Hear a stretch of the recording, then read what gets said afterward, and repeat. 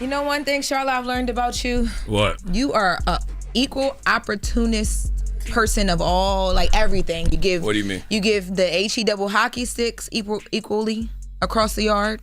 Everybody, I white give people, black the people. Hell across the yard. Okay. Yeah, I didn't want to say the word, but you yes. Say hell, you going there? Well, what'd you say now? Excuse me.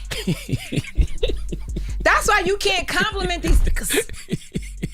I try to compliment you. I try to big you up. Well, thank you. I appreciate that. No. Because when you meet me in hell, I'm gonna make sure they know. He told me I was coming here. It's his fault that we I'm don't here. have to go there. We can do things now. Let's go where you were yesterday. Let's go to CNN real quick, okay? Before, right. yeah. Okay. Anyway, last night you were on Anderson 360 with Anderson Cooper. Yes, me and my good sister Angela Rye. You and Miss Angela Rye, and you guys were having a conversation about just speaking the truth and what's happening right now with the election and VP Kamala Harris. And Anderson Cooper has actually been under fire in the last 24 hours for the way that he handled the town hall with VP Kamala Harris. Was a lot of people feeling like just his energy and his tone to her was very different in comparisons to how he's been in interviews with Donald Trump and other people. I thought he did his job though. I didn't have a problem with how he did the town hall. Worth noting, though. So I want to listen to first Angela Rye, because Angela Rye opens early in the conversation. Angela Rye discusses being able to have truthful conversations and lay facts out there, and kind of how she was received when she was at CNN, and she was doing that early on. Take a listen. There's been more heat from the media on her answer and less attention paid to what his former White House chief of staff said, John Kelly, that he is in fact a fascist. When you look at one-party rule, religious nationalism, ethnic nationalism, that is what Donald Trump is striving for. And if we're honest, that is what the Republican Party writ large has been building toward for a long time. Donald Trump, as Harry Reid once said, is merely the Republican Party's Frankenstein. But in 2016, I remember being on air with you and saying that Donald Trump was racist.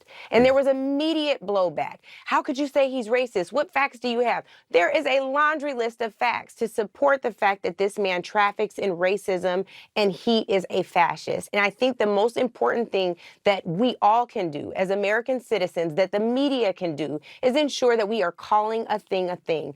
Very true. Yeah, now when that happened, because a big part of the conversation was the double standard, and that was the conversation that was sparked from the town hall. It's been happening with Kamala, but that was a big highlight of the conversation that people were having around Anderson Cooper and how some people felt he handled the town hall, which is what you and Angela Rye were getting at when you guys were having that conversation. So, well, for the record, that wasn't personal to Anderson Cooper. Anderson is a good guy. I just talk about cable news in general. Yes, and we have those clips. So let's take a listen to you when you began to talk about fascism. Apparently Trump's going is going to tape a thing with Joe Rogan. Do you think she should do that?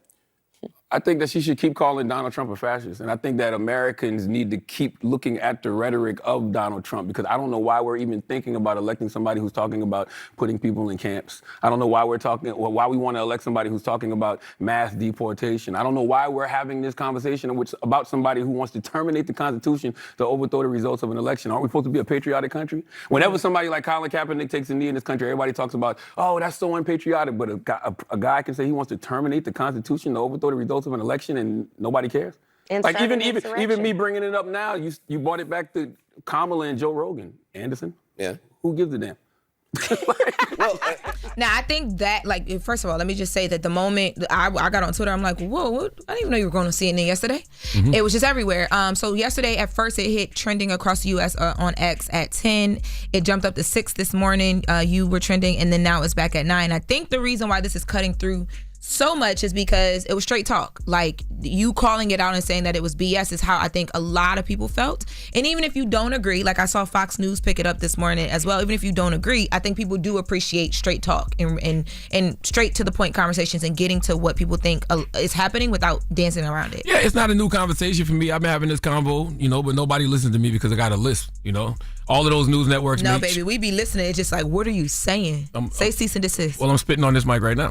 Pause. But all of those news networks make choices on what they are going to discuss and what they are going to center as topics of discussion. It's a choice to not center, Donald Trump leading an attempted coup to this country. It's a choice to not center his 88 criminal charges, 34 of them he's been convicted of. It's a choice to not center his rhetoric about jailing political opponents, jailing journalists, terminating the Constitution, overthrow the results of an election, talking about putting people in detention camps, talking about putting the military on American citizens. His own Joint Chief of Staff said this week, Trump once said he needed the kind of generals Hitler had. So if Kamala Harris or any Democratic candidate said or did those things, they would be at the least not qualified to run, but more than that, they'd probably be in prison.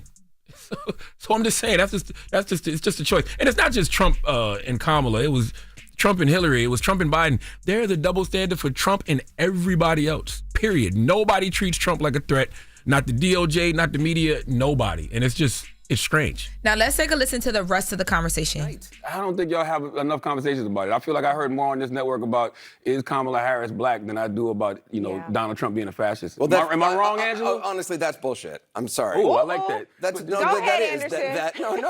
I'm not. Look, I'm a huge fan of yours. Okay. But to say that we're sitting around discussing is Kamala Harris black, I've seen that. I've seen those that's roundtable definitely discussions a lot. Now, That's that's true. bullshit, Anderson. For you to say that y'all don't have those conversations. I've never asked somebody is. I'm not saying Kamala you. Harris I said Not the you. network. He said the network. He I did don't say think the anyone network. I don't think any anchor on this network has been going around saying, is she black? Y'all have never It's had definitely we have been. had. Look, I'm sure we have had, nutty people or people who have strongly held beliefs who I may disagree with, who somewhere on some panel have said something, but Yeah.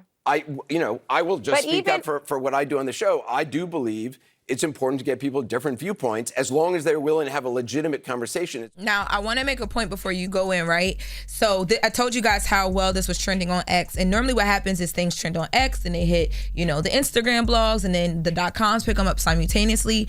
I right now am seeing 2 articles on this that happened last night. One from Fox News, and Fox News headline actually includes the word fascist, and then the Independent's headline does not at all include that. It just says that Anderson Cooper has a blunt response after being criticized for CNN's Trump coverage. And I was like, wow, I was surprised that more people didn't pick it up and use the actual word fascist. And, all that stuff is so, everything else is size. That right there would up it. I don't see it. I don't see it. Not even from CNN. Well, only thing I would say is that, we just all have to stop asking answers and start making statements. Like when I say ask answers, it's like, when you ask answers, like, is Donald Trump a fascist or is Kamala Harris a DEI hire? Stop asking answers. Like, the answers to these questions. Yes, he is a fascist, and no, she's not a DEI hire. So let's stop asking answers and start making statements on these networks. That was a lot for you. Asking answers and making statements. Nobody takes me serious because I got a list. That's exactly what I'm talking about. That's exactly what I'm talking about. You see what I'm saying? Envy. Could you ask me who I'm giving Donkey today to? Could you ask me who I'm giving? That was Jess With The Mess with Lauren LaRosa. Can you ask me who I'm giving Donkey today to? Who are you giving Donkey today to? We need Mel Gibson to come to the front of the congregation. We would like to have a word with him, okay? Wake that ass up. Early in the morning. The Breakfast Club.